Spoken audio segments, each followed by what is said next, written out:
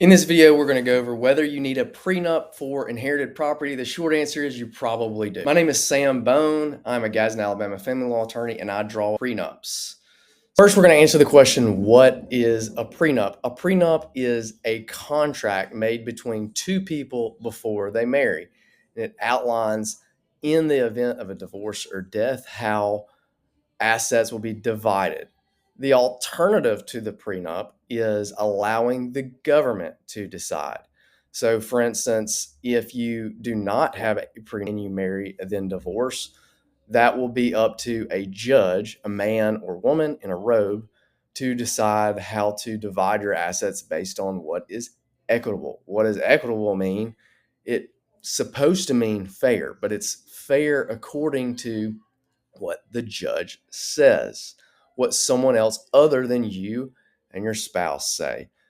Instead, before you get married, you guys can decide what is equitable. Or in the event of a death, it would go by what's called the intestacy statute. And it's a statute that lays out how your assets are distributed upon your death, which would be first to partly to your spouse and then partly to your children. If you're wanting to exclude your spouse, then you need to make sure that's there. Or not necessarily exclude, but make sure that it's done the way you want it done. So as a general rule, inherited property would be considered separate property. And it matters in Alabama whether property is marital or separate. And the reason it matters is marital property is divisible upon divorce. Separate property is not divisible upon divorce. Here's the problem though. There's exceptions to this rule. There's ways that inherited property can become marital property. And that becomes a problem for you because once the inherited property becomes marital property, it's divisible upon divorce. Back to the general rule. Again, inherited property is generally not divisible upon divorce. It's considered separate property. Again, it's not subject to division upon divorce. However, if it is commingled with marital assets, and here's what the law would say, is if the inherited property is used for the benefit of the marriage, then it is divisible. At that point, it becomes a marital asset. Whether a piece of property has been used for the common benefit of the marriage would be up to a judge. And then at that point, you're having to litigate. One of the biggest reasons to get a prenup is not to litigate. So for instance, there could be an argument as to whether this rental house was used for the benefit of the marriage. So if the rent she received is $1,000 a month, she just put it into an account and only used it for that rental income and only kept it in that account, it's clear. But what if every now and then she took $200 out of that to pay for your Alabama power bill on the marital home? At that point, is that used for the common benefit of the marriage? You would have to ask a judge to figure that out. There are risks in commingling your inherited property. You've got to be cautious of actions that could commingle your inherited property. For instance, the easiest way to show that it's no longer inherited property would be adding your spouse's name to the title of the inherited property. That would make it marital property. It's literally titled in both names. Or if you took a mortgage on that piece of property and both of your names were then on the mortgage. Or using inheritance money to purchase or improve shared assets can lead to a potential dispute as to whether it was used for the common benefit of the marriage. There's no intent element to whether or not you meant to keep it as separate property.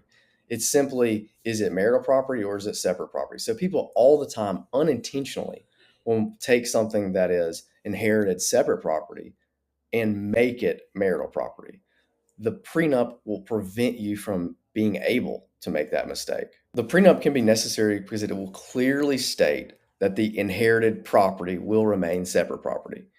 So you could say that grandmother's land remains yours. And even if your husband decides to spend some money to put some tree stands out there or even add a cabin or something like that, that does not become marital property. If that's what he wants to do, you could add to the prenup and say all money that he puts into the property, he could get out in a certain way.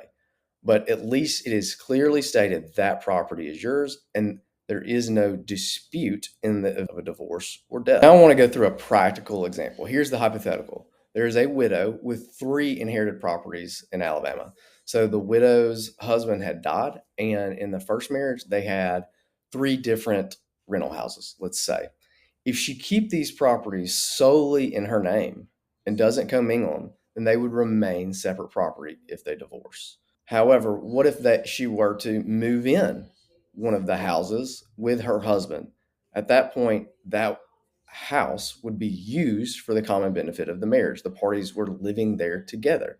Therefore, at that point, that would be a marital asset that could be divided.